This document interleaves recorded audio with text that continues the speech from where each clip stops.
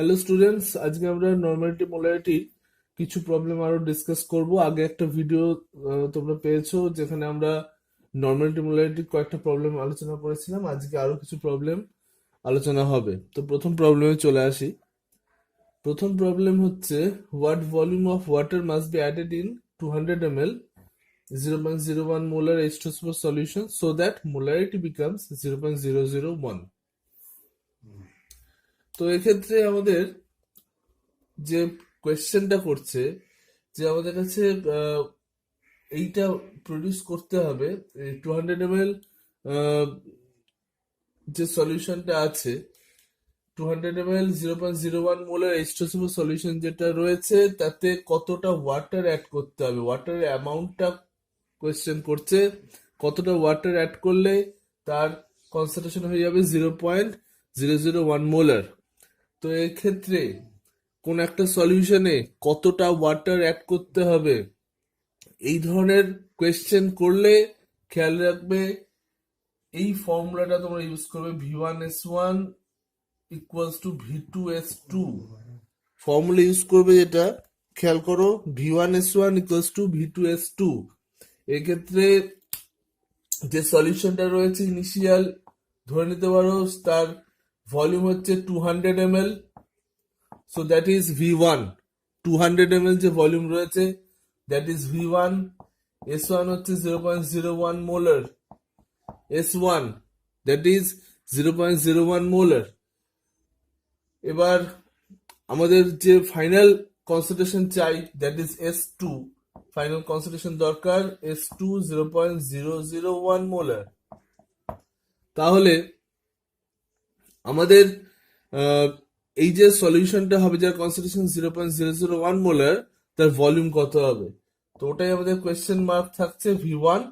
তো এক্ষেত্রে V1 calculate করতে হলে আমাদের লিখতে হচ্ছে V2S2 by S1, that is 200 into 0.01 by 0.001। এটাকে কাটলে উপরে 10 চলে আসছে, তাহলে 2000 ml অ্যান্সার আসছে। 2000 ml মিন্স 2 লিটার। 2 লিটার টোটাল ভলিউম হবে, that is the total volume, that is the total volume. এবার এই যে টোটাল ভলিউম পেলাম আমরা 2 লিটার, এই টোটাল 2 লিটার ভলিউমের খানিকটা আমাদের H2SO4, খানিকটা ওয়াটার, দুটো পার্টে ডিভাইড হচ্ছে। তো এখানে H2SO4 কতটা রয়েছে? H2SO4 আমরা স্টার্টিং এই বলেছি আমরা নিচ্ছি 200 ml, তাহলে H2SO4 200 ml রয়েছে, টোটাল ভলিউম রয়েছে 2 লিটার। তাহলে বাকিটা কি থাকছে? বাকিটা থাকছে জল। তাহলে জলের যে অ্যামাউন্টটা হবে, জলের অ্যামাউন্টটা that is 2000 ml minus 200, that is 1800, that is 1800 ml, অথবা বলতে পারো 1.8 লিটার।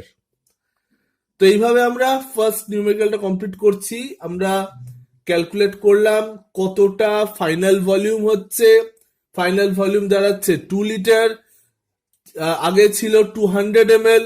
তাহলে আমাকে কতটা জল অ্যাড করতে হবে? জল অ্যাড করতে হবে আমায় বাকিটা, অর্থাৎ 1800 ml আমাকে জল অ্যাড করতে হবে, তাহলে ফাইনাল ভলিউম হয়ে যাবে 2 লিটার।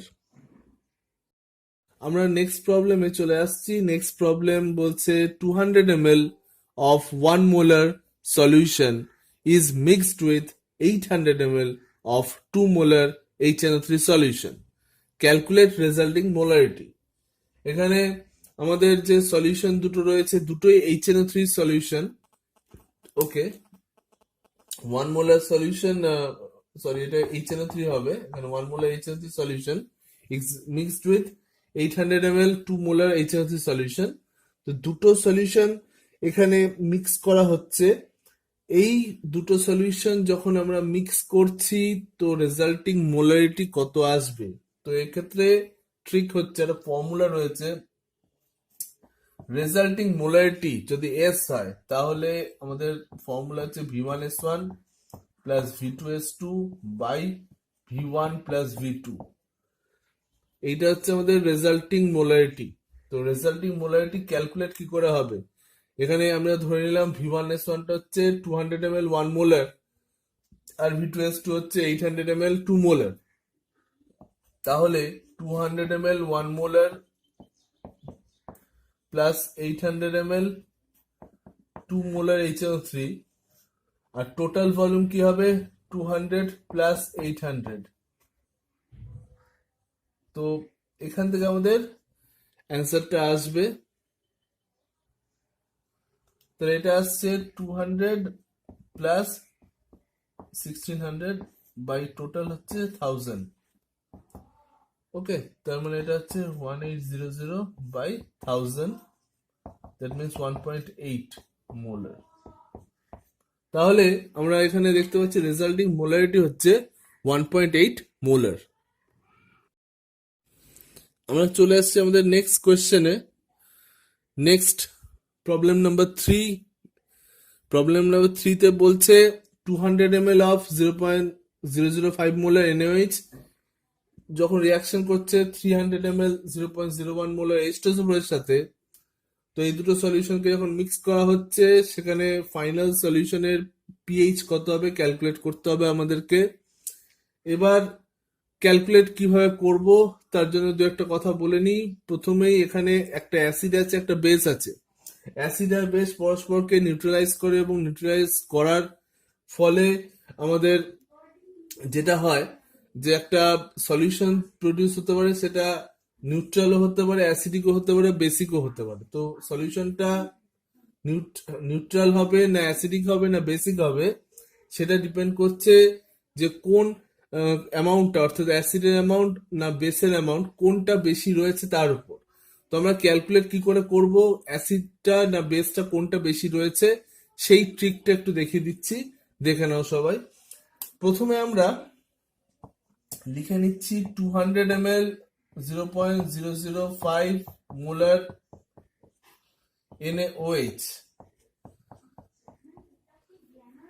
তো এই অ্যামাউন্টটা যেটা রয়েছে আগে আমাদের কি করতে হবে, মোলারিটি থেকে নর্মালিটিতে নিয়ে আসতে হবে। তার মানে NaOH এর ক্ষেত্রে যেহেতু মোলার ইকুয়ালস টু নর্মাল, তো এটাকে আমরা লিখবো 0.005 নর্মাল NaOH। এবার এই ভলিউমকে এই স্ট্রেন দিয়ে নর্মালিটি স্ট্রেন দিয়ে মাল্টিপ্লাই করবে। ঠিক আছে, আগে মোলারিটি থেকে নর্মালিটিতে নেবে, তারপরে ভলিউম আর স্ট্রেংথ মাল্টিপ্লাই করবে। এখানে মাল্টিপ্লাই করলে 200 ইন্টু 0.005, এই মাল্টিপ্লিকেশনটা আসছে 1। এবার চলে আসছি আমরা 300 ml 0.01 মোলার H2SO4।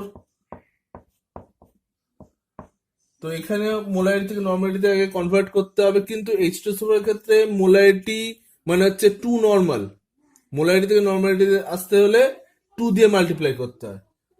তাহলে 0.01 ইন্টু 2 হয়ে যাবে এখানে। তো 2 হয়ে গেলে এখানে আমরা এত নর্মাল পাচ্ছি কনসেন্ট্রেশনটাকে।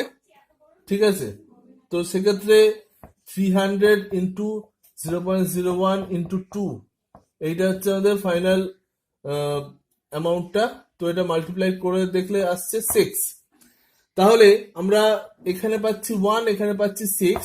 যেখানে অ্যামাউন্টটা বেশি হবে সেই সাবস্টেন্সের পরিমাণটাও বেশি, অর্থাৎ H2SO4 এর ক্ষেত্রে এই মাল্টিপ্লিকেশনটা আসছে 6, তো এই অ্যামাউন্টটা অনেক বেশি, অর্থাৎ H2SO4 বেশি রয়েছে, NaOH কম রয়েছে। তো এই ক্ষেত্রে ফাইনাল সলিউশন যেটা আসতে চলেছে সেটা অ্যাসিডিক হবে। ঠিক আছে, আমাদের এই মাল্টিপ্লাই করে নিতে হবে। ফার্স্টে মাল্টিপ্লাই করে নিয়ে আমরা এখানে যে অ্যামাউন্টটা বেশি পাবো সেই অ্যামাউন্টটা আমরা বলবো, সেই হিসেবে সলিউশনটা হবে অ্যাসিডিক অর বেসিক। তো এখানে অ্যাসিড বেশি আছে তাই সলিউশন হবে অ্যাসিডিক। এবার আমরা আমাদের ফর্মুলা ইউজ করব। তো এক্ষেত্রে অ্যাসিড আর বেস যখন কম্বাইন করবে তখন ফর্মুলা লিখবে তোমরা V1S1 minus V2S2 by V1 plus V2। এটা হচ্ছে আমাদের ফাইনাল স্ট্রেংথ বার করার উপায়। এখানে আমরা V1S1 কোনটা ধরবো, V2S2 কোনটা ধরবো।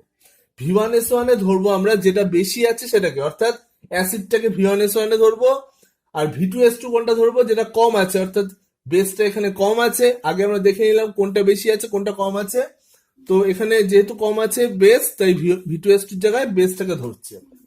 তো এখানে আমরা V1S1 যেটা রয়েছে বসিয়ে দিচ্ছি আমরা 200 ml, ঠিক আছে, 0.005, এটা বসে যাচ্ছে মাইনাস, এখানে বসে যাচ্ছে, সরি, এখানে V1টার জায়গায় বসবে আমাদের 300 ইন্টু 0.01 ইন্টু 2, এটা বসছে মাইনাস V2S2 জায়গায় বসছে 200 ইন্টু 0.005, ঠিক আছে।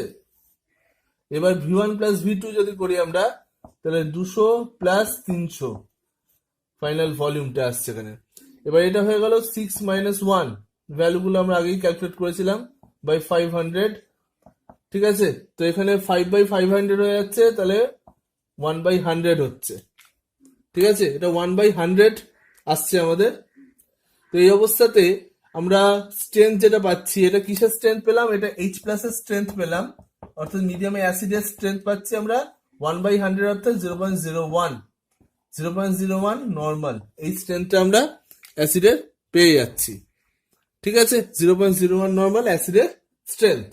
আমাদের চেয়েছে যেটা, সেটা হচ্ছে পিএইচ ক্যালকুলেট করতে সলিউশনে। তো পিএইচ কি করে ক্যালকুলেট করব আমরা, দেখা যাক। তো পিএইচ ক্যালকুলেশন করতে ফর্মুলা হচ্ছে pH equals to minus log of H plus, তো মাইনাস লগ অফ 0.01 হবে অ্যান্সার এখানে, অর্থাৎ পিএইচ আসবে 2, অর্থাৎ রেজাল্টিং যে সলিউশন আমাদের তার পিএইচ আসছে 2। নেক্সট কোয়েশ্চেনটা হচ্ছে 100 ml 0.2 molar NaNO3, 200 ml 0.1 molar KNO3, আর রয়েছে 700 ml 0.05 মোলার Na2SO4। এই তিনটেকে মিক্স করা হয়েছে একসাথে। মিক্স করার পর যে সলিউশনটা পাওয়া যাচ্ছে, সেই সলিউশনে সোডিয়াম আর নাইট্রেট এই দুটো আয়নের কনসেন্ট্রেশনটা ক্যালকুলেট করতে হবে। তো কোয়েশ্চেনটি কিভাবে সলভ করব দেখা যাক। তো আমরা প্রথম যেটা করব সেটা হচ্ছে টোটাল সলিউশনের যে ভলিউমটা সেটা কত হচ্ছে ক্যালকুলেট করে নেব। তো দেখা যাক, এখানে 100 ml রয়েছে, এখানে 200 ml রয়েছে, আর এখানে 700 ml রয়েছে। তাহলে আমি এখানে লিখছি total volume 100 plus 200 plus 700, total 1000 ml। তাহলে টোটাল যে ভলিউমটা আমরা পেলাম, টোটাল ভলিউম সবকটা মিলিয়ে আমাদের হয়ে গেল 1000 ml। এটা হচ্ছে total volume of the solution. এবার প্রত্যেকটা সাবস্টেন্সকে যখন আমরা মিক্স করছি, প্রত্যেকটা কনসেন্ট্রেশন ন্যাচারালি নতুন সলিউশনে কমে যাবে। তো এবার প্রত্যেকটা কনসেন্ট্রেশন যে কমে গেল, সেই অ্যামাউন্টটা এবার ক্যালকুলেট করে নেওয়া যাক। তো প্রথমে আসি সোডিয়াম নাইট্রেট। তো সোডিয়াম নাইট্রেটের কনসেন্ট্রেশনের কি অবস্থা দেখা যাক। সোডিয়াম নাইট্রেট আগে কত ছিল, 100 ছিল। এখানে আমরা ফর্মুলা ইউজ করব V1S1 ইকুয়ালস টু V2S2, ঠিক আছে। তো এখানে আমরা ফাইনাল ভলিউম যদি S2 বলি, তাহলে সেটা হবে কি V1S1 বাই V2, অর্থাৎ ফাইনাল ভলিউম দিয়ে ডিভাইড করব আগের ভলিউম ইন্টু স্ট্রেংথকে। তো আমরা পেয়ে যাব ফাইনাল কত স্ট্রেংথ হচ্ছে। তো এখানে দেখো NaNO3 ফাইনাল স্ট্রেংথ কত হচ্ছে, কি করে ক্যালকুলেট করব। ইনিশিয়াল কত ছিল ভলিউম 100, কনসেন্ট্রেশন ছিল 0.2 মোলার। এবার আমরা এটাকে ডিভাইড করব ফাইনাল ভলিউম দিয়ে, 1000 ফাইনাল ভলিউম। তো ডিভাইড করলে এখানে কি পাওয়া যাচ্ছে, এটা আসছে 0.02 মোলার। তাহলে এই 0.02 মোলার হয়ে গেল সোডিয়াম নাইট্রেটের কনসেন্ট্রেশন। পরেরটা আসছি, পরেরটা হচ্ছে KNO3। KNO3 ছিল 200 ml 0.1 molar by 1000, final volume দিয়ে ডিভাইড করে দিচ্ছি। ফাইনাল ভলিউম দিয়ে ডিভাইড করলে এখানে আমরা দেখছি এটা হয়ে যাবে 0.02 মোলার। ঠিক আছে, সেম আসছে দুটো কনসেন্ট্রেশন। বেশ, এবার আসছে সোডিয়াম সালফেট।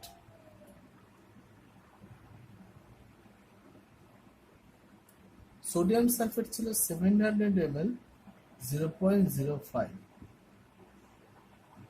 ফাইনাল ভলিউম কত? 1000, ফাইনাল ভলিউম থাকছে 1000। তাহলে এখানে মাল্টিপ্লাই করলে এটা হয়ে যাচ্ছে 35, 1000 দিয়ে করলে এটা ডিভাইড 035 মোলার, এটা আসছে কনসেন্ট্রেশনটা। ঠিক আছে, তো প্রত্যেকটা কনসেন্ট্রেশন আমাদের ক্যালকুলেট করতে হলো।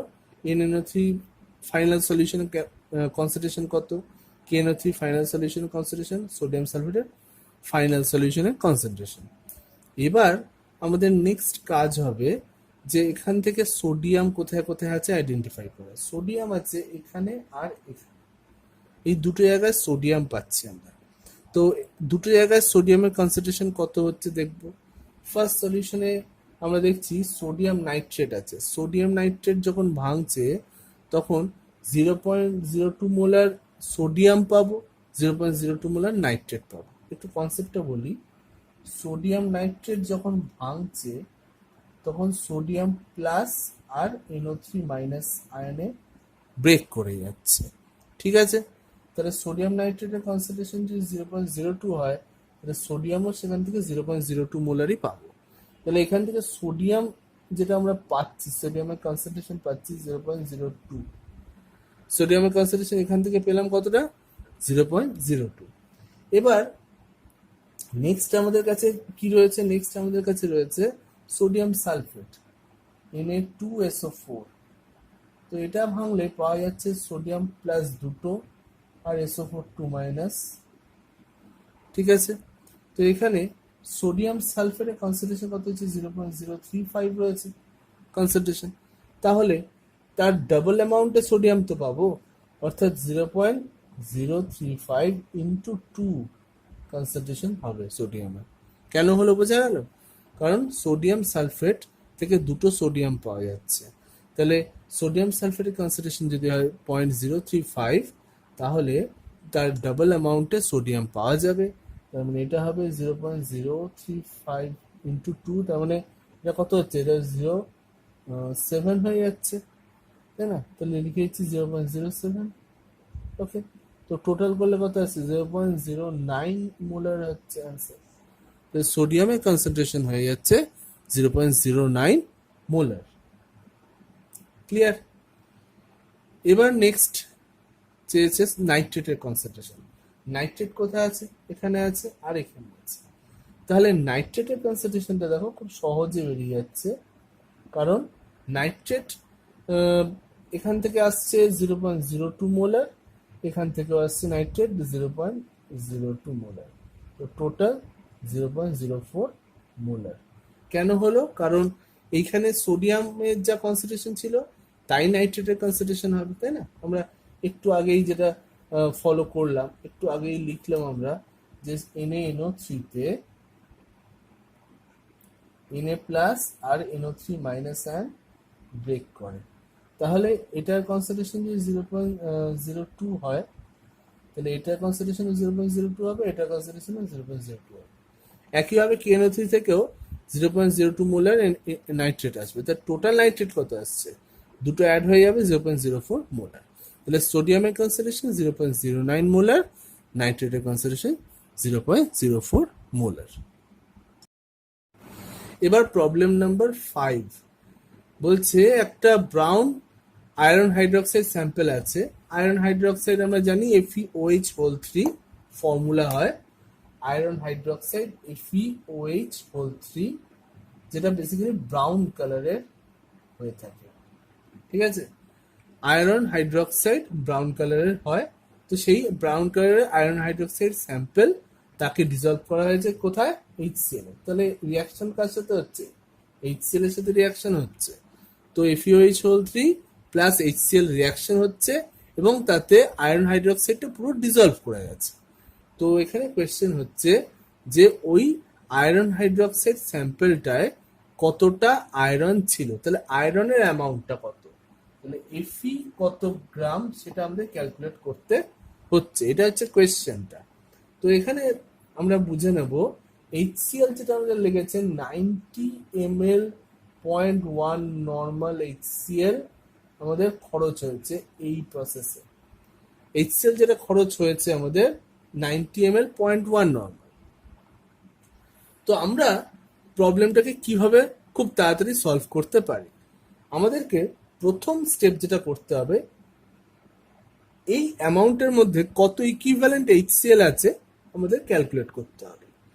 তো আমরা কিভাবে এই অ্যামাউন্টের মধ্যে কতটা HCl আছে ক্যালকুলেট করতে পারি, তো নিয়মটা দেখো খুব সহজে হয়ে যাবে, 90 ইন্টু 0.1 বাই 1000 করে দাও, অর্থাৎ ভলিউম ইন্টু স্ট্রেংথ বাই 1000 করে দাও, তাহলে কত ইকুইভ্যালেন্ট পেয়ে যাবে। কেন এটা করলাম, কারণ হচ্ছে 1000 ml আমরা জানি যেটা 1000 ml 1 নর্মাল যেটা হয় তাতে থাকে 1 ইকুইভ্যালেন্ট, ঠিক আছে। তো তাহলে যদি আমার কাছে 1000 ml থাকে 0.1 নর্মাল, তো তাতে হবে 0.1 ইকুইভ্যালেন্ট, সহজ নিয়মে। এবার 90 ml যদি আমার কাছে থাকে সেই জায়গাতে 90 ml থাকে, তাহলে 0.1 কে 1000 দিয়ে ভাগ করতে হবে, ইন্টু 90 করতে হবে। তো আমি এত স্টেপ করব না এমসিকিউ করার সময়। এমসিকিউ করার সময় আমরা ভলিউম ইন্টু স্ট্রেংথ বাই 1000 এই ফর্মুলাটা ইউজ করবো। এই সিম্পল ট্রিকটা আমরা ইউজ করব। এই সিম্পল ট্রিকটা মনে রাখো, ভলিউম ইন্টু স্ট্রেংথ বাই 1000 করে দিলে কত ইকুইভ্যালেন্ট তোমার কাছে সাবস্টেন্স আছে তুমি পেয়ে যাবে, ঠিক আছে।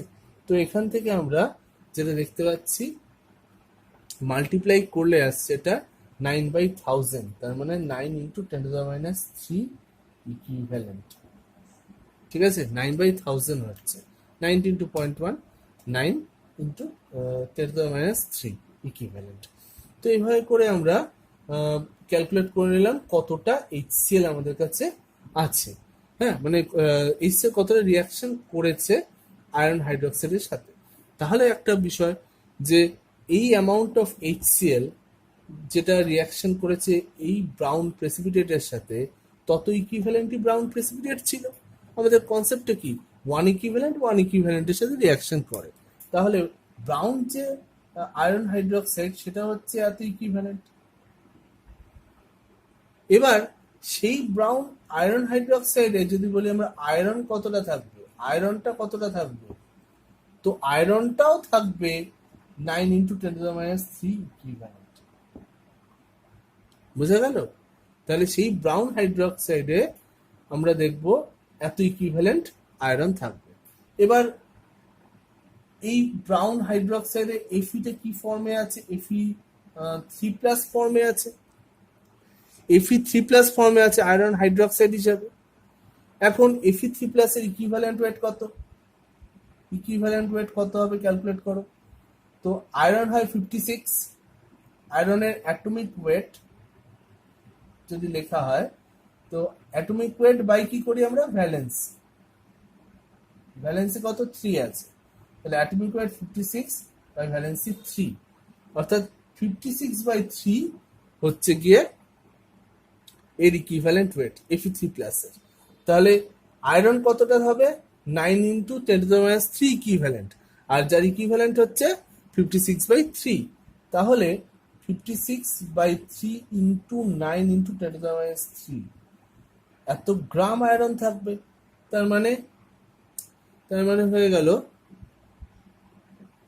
তার মানে 3 এখানে কাটলে, হ্যাঁ, 3 ইন্টু 56, তাহলে এটা হয়ে যাচ্ছে 168 ইন্টু 10⁻³, হ্যাঁ, অর্থাৎ 0.168 গ্রাম, তাহলে এতটা আয়রন থাকবে। তাহলে আমরা স্টেপটা কিভাবে করলাম খেয়াল করে দেখো, খুব সহজেই হলো অঙ্কটা, বেশি ক্যালকুলেশন করতে হলো না। ইকুইভ্যালেন্টের কনসেপ্টে আমরা প্রবলেমটাকে সলভ করলাম, মোল কনসেপ্টে করতে গেলে প্রবলেমটা আরো লং হয়ে যেত, ইকুইভ্যালেন্ট কনসেপ্টে প্রবলেমটা অনেক সহজে আমরা সলভ করতে পারলাম, ঠিক আছে। তো কিভাবে সলভ হলো সেটা একটু বলি, ভালো করে দেখো। যে আমাদের HCl যেটা দেওয়া ছিল 90 ml 0.1 নর্মাল, সেই 90 and 0.1 নর্মালে এই ফর্মুলা দিয়ে আমরা ক্যালকুলেট করলাম কত ইকুইভ্যালেন্ট HCl আছে। যত ইকুইভ্যালেন্ট HCl আছে, এই অ্যামাউন্ট অফ HClটা আয়রন হাইড্রোক্সাইডের সাথে রিয়াকশন করেছে, তাহলে যতটা HCl তত ইকুইভ্যালেন্টই আয়রন হাইড্রোক্সাইড আছে, আর সেই আয়রন হাইড্রোক্সাইডে তত ইকুইভ্যালেন্ট আয়রন থাকবে। তো সেই 9 × 10⁻³ ইকুইভ্যালেন্ট, তার মানে আয়রন আছে। আমাদের কোয়েশ্চেন চেয়েছিল হোয়াট অ্যামাউন্ট অফ আয়রন, তাহলে কত গ্রাম আয়রন। তো ইকুইভ্যালেন্টকে গ্রামে কনভার্ট করতে গেলে তার ইকুইভ্যালেন্ট ওয়েট দিয়ে মাল্টিপ্লাই করতে হয় ইকুইভ্যালেন্ট থেকে গ্রাম দিতে গেলে। এবার আয়রনের যে হাইড্রোক্সাইড, তার মধ্যে আয়রনটা রয়েছে Fe3+ ফর্মে। Fe3+ এর ইকুইভ্যালেন্ট ওয়েট হবে, আয়রন তো 56 অ্যাটমিক ওয়েট হয়, ভ্যালেন্সি 3 দিয়ে ডিভাইড হবে, তাহলে 56/3 হচ্ছে ইকুইভ্যালেন্ট ওয়েট। তাকে মাল্টিপ্লাই করলাম এই ইকুইভ্যালেন্ট অ্যামাউন্টটা দিয়ে। তার মানে 9 × 10⁻³ ইকুইভ্যালেন্ট মানে গ্রামে কনভার্ট যখন করছি আমরা, এর সাথে ইকুইভ্যালেন্ট ওয়েট 56/3 গুণ করলাম, মাল্টিপ্লাই করলে আসছে আমাদের 0.168 গ্রাম আয়রন, অর্থাৎ অ্যামাউন্টটা হচ্ছে 0.168 গ্রাম। তো এই ভিডিওতে আমরা 5টা প্রবলেম আলোচনা করলাম। 5টা প্রবলেমে কিছু কিছু কনসেপ্ট ক্লিয়ার হলো। আশা করি ভালো লাগবে ভিডিওটা, তোমরা দেখো এবং প্রবলেমগুলো কিভাবে সলভ করতে হয় টেকনিকগুলো একটু শেখার চেষ্টা করো। তো এই পর্যন্তই, থ্যাংক ইউ।